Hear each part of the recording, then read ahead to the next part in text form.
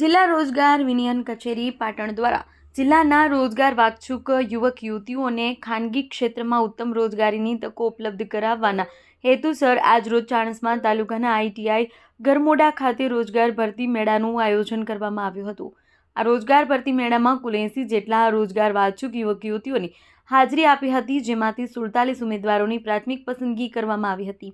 મેળામાં 18 થી 25 વર્ષની ઉંમર ધરાવતા ધોરણ 10 તથા 12 પાસ, ITI પાસ તથા તેમજ ગ્રેજ્યુએશન જેવી વિવિધ શૈક્ષણિક લાયકાત ધરાવતા ઉમેદવારોએ ઉત્સાહપૂર્વક ભાગ લીધો હતો।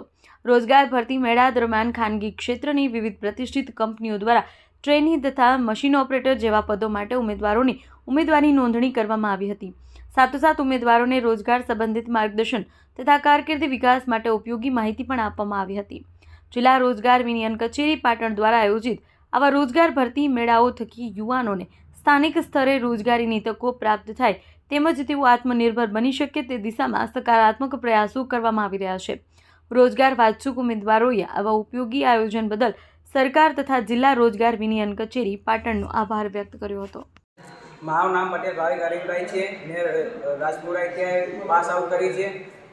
જિલ્લા રોજગાર વિનિમય કચેરી પાટણ દ્વારા ધર્મોડા ખાતે ભરતી મેળાનું આયોજન કરેલ છે। તેમાં 3 કંપનીઓ આવી હતી। તેમાં મેં 3 કંપનીનું ઇન્ટરવ્યૂ આપ્યું છે। તો મને સારું લાગે તે બદલ હું સરકારશ્રીનો આભાર માનું છું।